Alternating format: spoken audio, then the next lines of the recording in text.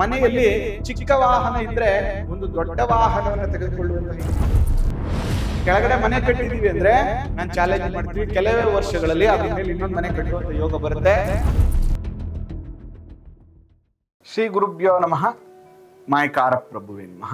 ಗಣೇಶ ದೇವಿ ವಾಗ್ದೇವಿ ಮಮ ವಾಕ್ಯ ಸಿದ್ಧಿ ಕುರುಕುರು ಸ್ವಹ.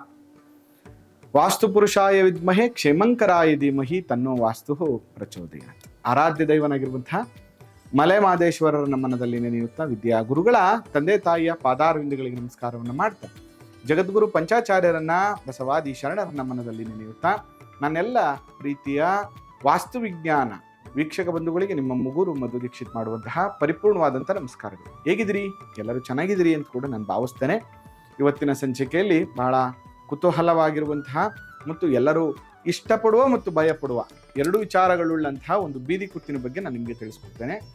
ಅದಕ್ಕಿಂತ ಮುಂಚೆ ನೀವು ಇನ್ನೂ ಕೂಡ ನಮ್ಮ ಚಾನಲ್ನ ಸಬ್ಸ್ಕ್ರೈಬ್ ಆಗಿಲ್ಲ, ಫಾಲೋ ಮಾಡಿಲ್ಲ ಅಂದರೆ ದಯವಿಟ್ಟು ಮಾಡಿ ಅಂತ ಹೇಳ್ತಾ, ಅದರ ಜೊತೆಗೆ ನೀವು ಕೂಡ ನಿಮ್ಮ ಮನೆಯ ಎಲ್ಲ ರೀತಿಯ, ಅದು ಫ್ಯಾಕ್ಟ್ರಿ ಇರ್ಬೋದು, ಅಪಾರ್ಟ್ಮೆಂಟ್ ಇರ್ಬೋದು, ಅಥವಾ ನಿಮ್ಮ ಇಂಡಸ್ಟ್ರಿ ಇರ್ಬೋದು, ಯಾವುದೇ ಒಂದು ಗೃಹ ನಿರ್ಮಾಣ ಮಾಡುವಂಥ ಸಂದರ್ಭದಲ್ಲಿ, ಕಟ್ಟಡ ಕಟ್ಟುವಂಥ ಸಂದರ್ಭದಲ್ಲಿ ದಯವಿಟ್ಟು ಅನೇಕ ಬಾರಿ ನಿಮ್ಮ ಪ್ಲ್ಯಾನನ್ನು ಕೂತ್ಕೊಂಡು ಡಿಸ್ಕಸ್ ಮಾಡಿ ಫೈನಲ್ ಮಾಡ್ಕೊಳ್ಳಿ. ಆಗ ಯಾವುದೇ ಥರದ ತೊಂದರೆ ಇಲ್ಲದೆ ಗೃಹ ಪ್ರವೇಶವನ್ನು ನೀವು ಮಾಡ್ಕೊಬೋದು.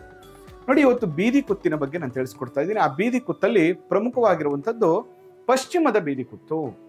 ನೋಡಿ, ಇದು ಪೂರ್ವ, ಇದು ಉತ್ತರ, ಇದು ದಕ್ಷಿಣ.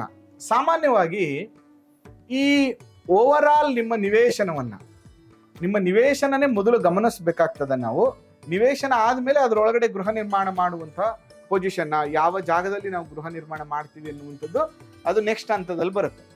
ಆದರೆ ಈ ನಿವೇಶನವನ್ನು ಖರೀದಿ ಮಾಡುವಂಥ ಸಂದರ್ಭದಲ್ಲೇ ಬೀದಿ ಕುತ್ತು ನಮಗೆ ಒಳ್ಳೆ ಫಲವನ್ನು ಕೊಡುತ್ತಾ ಅಥವಾ ಅಶುಭ ಫಲವನ್ನು ಕೊಡುತ್ತಾ ಅನ್ನುವಂಥದ್ದನ್ನ ನಾವು ನೋಡಬೇಕಾಗ್ತದೆ.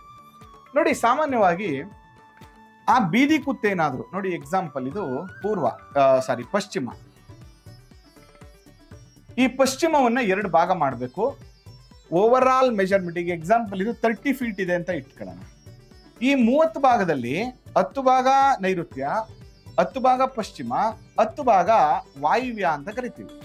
ಅದರಲ್ಲಿ ಈ ನೈಋತ್ಯದಲ್ಲಿ 10 ಭಾಗ ಮತ್ತು ಪಶ್ಚಿಮದಲ್ಲಿ ಅರ್ಧ ಭಾಗ, ಅಂದ್ರೆ 5 ಭಾಗ, ಓವರ್ ಆಲ್ 15 ಭಾಗ ಆಯ್ತು. ಅಂದ್ರೆ ನಾನು ಹೇಳುವ 30 ಅಡಿ ಮೆಜರ್ಮೆಂಟ್ ಅಲ್ಲಿ ಹೇಳ್ತಾ ಇದ್ದೀವಿ. ಈ ಜಾಗದಲ್ಲಿ ಏನಾದ್ರೂ ಈ ರೀತಿಯಾಗಿ ರೋಡ್ ಇಟ್ಟಿದ್ರೆ, ಎನಿ ಪೊಸಿಷನ್, ಇಷ್ಟು ಜಾಗದಲ್ಲಿ ಯಾವುದೇ ಜಾಗದಲ್ಲಿ ರೋಡ್ ಇಟ್ಟಿದ್ರೆ ಇದು ಯಾವತ್ತೂ ಕೂಡ ಇಂಥ ಸೈಟನ್ನು ನೀವು ಪರ್ಚೇಸ್ ಮಾಡಬೇಡಿ. ಜೊತೆಗೆ ಇಂಥ ಜಾಗವನ್ನು ಖರೀದಿ ಕೂಡ ಮಾಡಬೇಡಿ. ಯಾವುದೇ ಕಾರಣಕ್ಕೂ ಈ ಜಾಗಕ್ಕೆ ಹೋದ ಮೇಲೆ ನೆಮ್ಮದಿ ಹಾಳಾಗುತ್ತೆ. ಸರ್, ತುಂಬ ಫೈನಾನ್ಷಿಯಲಿ ಚೆನ್ನಾಗಿದ್ವಿ, ತುಂಬ ವ್ಯವಹಾರಗಳು ನಡೀತಾ ಇತ್ತು, ಫೈನಾನ್ಷಿಯಲಿ ಚೆನ್ನಾಗಿತ್ತು, ಮನೆಯಿಂದ ಆಚೆ ಹೋದ್ರೆ ಸಾಕು ಸರ್ ದುಡ್ಡು ಬರ್ತಾ ಇತ್ತು ಅಂತೇಳಿ, ಇರಲಿ ಇದು ನಡೆಯುತ್ತೆ, ಏನಾಗ್ಬಿಡುತ್ತೆ, ಇಷ್ಟು ದಿನ ನಡೆದಿಲ್ವಾ, ಚೆನ್ನಾಗಾಗಿದೆ ಅನ್ನುವಂತಹ ಒಂದು ಆಲೋಚನೆಯಿಂದ ತಗೋಬಿಟ್ವಿ ಸರ್ ಅಂತ ನೀವು ಯೋಚನೆ ಮಾಡ್ತೀರಿ. ಬಟ್ ಈ ರೀತಿಯ ಪಶ್ಚಿಮ ನೈಋತ್ಯದ ರೋಡ್ ಇಟ್ಟು ಅವರು, ಸರ್ ನೋಡಿ, ಈ ಸೈಟನ್ನು ನಾವು ಇಲ್ಲಿ ಸ್ಕ್ವೈರ್ ಫೀಟ್ ಬಂದು 5,000 ರೂಪಾಯಿ ನಡೀತಾ ಇದೆ ಸರ್, ಬಟ್ ನಾವು ಇದನ್ನು ನಿಮಗೆ 3,500 ರೂಪಾಯಿ ಕೊಡ್ತಾ ಇದ್ದೀವಿ ಸರ್ ಅಂತ ಹೇಳ್ತಾನೆ ಅವನು. ನೀವೇನು ಅಂದ್ರಿ? ನನ್ಗೆಲ್ಲ ವ್ಯವಹಾರಗಳು ನಡೀತಾ ಇದೆಯಲ್ಲಪ್ಪ, ಅವ್ನು ಕಮ್ಮಿ ಕೊಡ್ತಾ ಇದ್ದಾನಲ್ಲ, ತಗೋಬಿಡೋಣ, ಏನಾಗ್ಬಿಡುತ್ತೆ ಆಮೇಲೆ ನೋಡ್ಕೊಳ್ಳೋಣ ಅನ್ನುವಂಥ ರೀತಿಯಲ್ಲಿ ತಗೋತೀರಿ. ಅಂದರೆ 5,000 ರೂಪಾಯಿ ನಡೀತಾ ಇರೋದು ಅವ್ನು 3,250 ರೂಪಾಯಿ ಕೊಡ್ತಾ ಇದ್ದಾನೆ ಅಂದಾಗಲೇ ನೀವು ಯೋಚನೆ ಮಾಡಬೇಕು, ಅಕ್ಕಪಕ್ಕದ್ದೆಲ್ಲ ರೇಟ್ ಜಾಸ್ತಿ ಇದೆ, ಇದನ್ನ ಮಾತ್ರ ಅವ್ರು ಕಮ್ಮಿ ಕೊಡ್ತಾ ಇದ್ದಾರೆ ಅಂದರೆ ಅವ್ರಿಗೆ ಅದರಿಂದ ಆಲ್ರೆಡಿ ಸಮಸ್ಯೆ ಆಗಿದೆ ಅಥವಾ ಅದನ್ನು ಯಾರು ಪರ್ಚೇಸ್ ಮಾಡ್ತಾ ಇಲ್ಲ ಅಂತ ಅರ್ಥ. ನೋಡಿ, ಪಶ್ಚಿಮ ನೈಋತ್ಯದ ಭಾಗದಲ್ಲಿ ನೀವೇನಾದ್ರೂ ತಗೊಂಡ್ರೆ ಮೊದಲು ನಿಮ್ಮ ಪ್ರೋಗ್ರೆಸ್ ಕಮ್ಮಿ ಆಗ್ಬಿಡುತ್ತೆ. ಅಂದರೆ ಫೈನಾನ್ಷಿಯಲ್ ಇಂಪ್ರೂವ್ಮೆಂಟ್ ಆಗಿರ್ಬೋದು, ವ್ಯವಹಾರ ಇರ್ಬೋದು, ಸ್ಟಕ್ ಆಗ್ತಾ ಹೋಗುತ್ತೆ. ಮತ್ತೆ ಅನೇಕ ವ್ಯವಹಾರಗಳಿಗೆ ಇನ್ವೆಸ್ಟ್ಮೆಂಟ್ ಮಾಡಿರುವಂಥದ್ದು ರಿಟರ್ನ್ಸು ಬರದೆ ಅಥವಾ ಅಸಲು ಬರದೆ ಸ್ಟಕ್ ಆಗ್ಬಿಡುತ್ತೆ. ಜೊತೆಗೆ ಈ ಜಾಗದಲ್ಲಿ ಇದ್ದ ತಕ್ಷಣನೇ ಎರಡನೇ ಪ್ರಾಬ್ಲಮ್ ಏನಾಗುತ್ತೆ ಅಂದರೆ, ಮೂರನೇ ವ್ಯಕ್ತಿಗಳ ಪ್ರವೇಶ ನಿಮ್ಮ ಮನೆಗೆ, ಅದು ಗಂಡ ಹೆಂಡತಿರ ಮಧ್ಯದಲ್ಲಿರ್ಬೋದು ಅಥವಾ ನಿಮ್ಮ ಬಿಸ್ನೆಸ್ ವಿಚಾರದಲ್ಲಿರ್ಬೋದು, ಮೂರನೇ ವ್ಯಕ್ತಿಗಳ ಪ್ರವೇಶ ಆಗುತ್ತೆ. ಅವರಿಂದ ಅನೇಕ ನಷ್ಟಗಳನ್ನು ಅನುಭವಿಸುವಂಥ ಪರಿಸ್ಥಿತಿ ಬರ್ತದೆ. ಮತ್ತೆ ಇದು ರಾಹು ದಿಕ್ಕಾಗಿರೋ, ರಾಹು ಪ್ಲಸ್ ಶನಿ ಕಾಂಬಿನೇಷನ್ ಇರುವಂಥದ್ದು, ಭ್ರಮೆ, ಬ್ಯಾಡ್ ಹ್ಯಾಬಿಟ್ಸ್ಗಳನ್ನು ಕಲ್ತ್ಕೊಳ್ಳುವಂಥದ್ದು ಅಥವಾ ಬೇಡದಿರುವಂಥ ವಿಚಾರಗಳಿಗೆ ಅತಿ ಹೆಚ್ಚು ದುಂದು ವೆಚ್ಚವನ್ನು ಮಾಡುವಂಥದ್ದು, ರಾತ್ರಿ ಲೇಟ್ ನೈಟ್ ಮನೆಗೆ ಬರುವಂಥದ್ದು, ಲೇಟ್ ನೈಟ್ ಮಲ್ಕೊಳ್ಳುವಂಥದ್ದು ಮತ್ತು ಅನಾರೋಗ್ಯ ಆಗುವಂಥದ್ದು, ಪದೇ ಪದೇ ಆರೋಗ್ಯದ ಸಮಸ್ಯೆಗೆ ತುತ್ತಾಗುವಂಥದ್ದು, ಚರ್ಮ ಬಾಧೆಗೆ ತುತ್ತಾಗುವಂಥದ್ದು, ಈ ಥರ ಅನೇಕ ಮಲ್ಟಿಪಲ್ ಪ್ರಾಬ್ಲಮ್ಸ್ಗಳು ನಿಮಗೆ ಜಾಸ್ತಿ ಆಗ್ತಾ ಹೋಗುತ್ತೆ.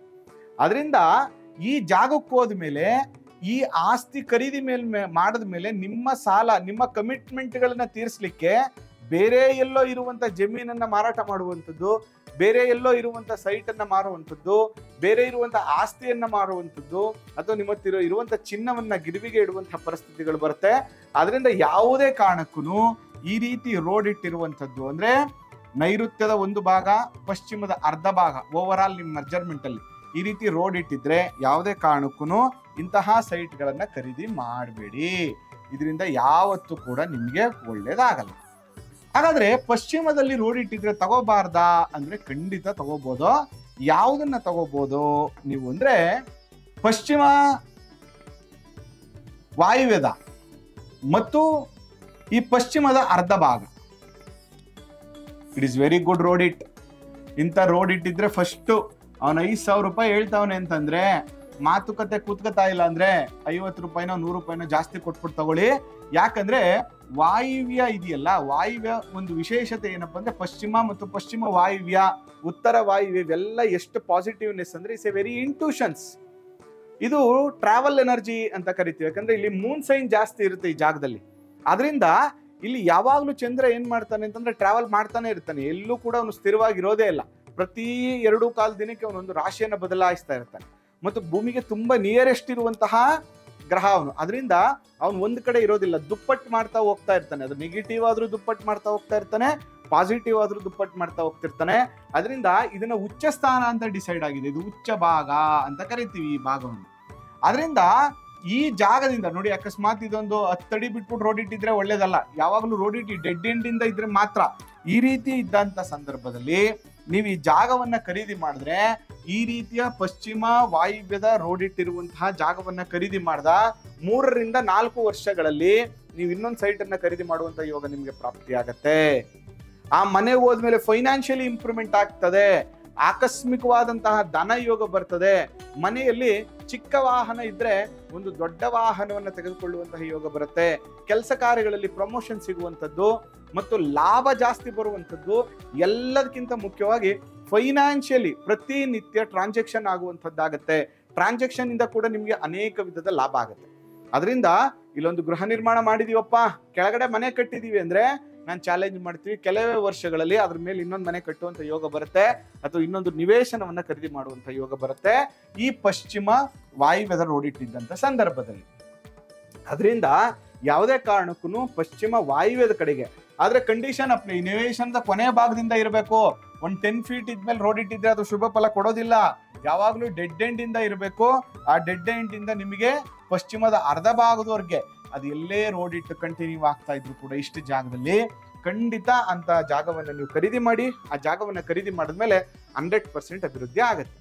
ಅದಕ್ಕಾಗಿ ನಾವು ಯಾವಾಗ್ಲೂ ಕೂಡ ಈ ತರ ರೋಡ್ ಇಟ್ಟಿರುವಂತಹ ಸಂದರ್ಭದಲ್ಲಿ ಪರ್ಚೇಸ್ ಮಾಡುವಾಗ ಶುಭ ಮತ್ತು ಅಶುಭ ಫಲಾದಿಗಳನ್ನ ನಿರ್ಣಯ ಮಾಡಿಕೊಂಡು ನಾವು ಆ ಸೈಟ್ ಅನ್ನ ಪರ್ಚೇಸ್ ಮಾಡ್ಬೇಕಾಗ್ತದೆ. ಅದಾದ ಮೇಲೆ ಗೃಹ ನಿರ್ಮಾಣವನ್ನ ಮಾಡಬೇಕು. ನೋಡಿ, ತುಂಬಾ ಜನ ಹೇಳ್ತಾರೆ, ಗುರುಗಳೇ ಇಲ್ಲಿ ನೈಋತ್ಯದ ರೋಡ್ ಇಟ್ಟಿತ್ತು, ನಾವು ರೋಡ್ ಇಟ್ಟನ್ನ ಅವಾಯ್ಡ್ ಮಾಡ್ಬಿಟ್ಟು ನಾವು ವಾಯುವ್ಯದಲ್ಲಿ ಮನೆ ಕಟ್ಕೊಂಡ್ವಿ ಅಂತ. ಇದು ಕೂಡ ನೆಗೆಟಿವ್. ಯಾಕಂದ್ರೆ ವಾಯುವ್ಯ ಭಾಗದಲ್ಲಿ ನಾವು ಗೃಹ ನಿರ್ಮಾಣವನ್ನ ಮಾಡಬಾರ್ದು. ಯಾಕೆ ಅಂತೇಳಿ ಮುಂದಿನ ಸಂಚಿಕೆಗಳಲ್ಲಿ ನಾನು ತಿಳಿಸ್ತೀನಿ. ಅಕಸ್ಮಾತ್ ಎಮರ್ಜೆನ್ಸಿ, ಗುರುಗಳೇ ನಾವು 11 ತಿಂಗಳು ಬಾಡಿಗೆಗಿದ್ದೀವಿ, ಒಂದು 3 ವರ್ಷ ನಾವು ಒಂದು ಭೋಗ್ಯದ ಮನೆಗೆ ಹಾಕೋಬಿಟ್ಟಿದೀವಿ, ಎಮರ್ಜೆನ್ಸಿ ಆಗ್ತಾ ಇಲ್ಲ ಅಂದ್ರೆ ಈ ಜಾಗದಲ್ಲಿ ಉದ್ದಕ್ಕೆ ಗಿಡಗಳು ನೆಡಿ. ಈ ರೋಡ್ ಇಟ್ ಆಗೋವರೆಗೂ ಗಿಡಗಳನ್ನ ನೆಡಿ. ಅದ್ರ ಜೊತೆಗೆ ಈ ರೋಡ್ ಇಟ್ ಎಷ್ಟಾಗಲ್ಲ ಇದೆಯೋ ಅಲ್ಲಿವರೆಗೂ 1 ಅಡಿ ಗ್ಯಾಪ್ ಮಾಡಿ, ಅಥವಾ 2 ಫೀಟ್ ಗ್ಯಾಪ್ ಮಾಡಿ ಒಂದೊಂದು ಪಿರಮಿಡ್ಗಳನ್ನ ಗುಂಡಿ ಮಾಡ್ಬಿಟ್ಟು ಹಾಕಿ. ಆಗ ಏನಾಗುತ್ತೆ, ತಾತ್ಕಾಲಿಕವಾಗಿ ಇಲ್ಲಿ ಆಗ್ತಾ ಇರುವಂತ ನೆಗೆಟಿವಿಟಿ ನಿಮಗೆ ಕಂಟ್ರೋಲ್ ಆಗುತ್ತೆ.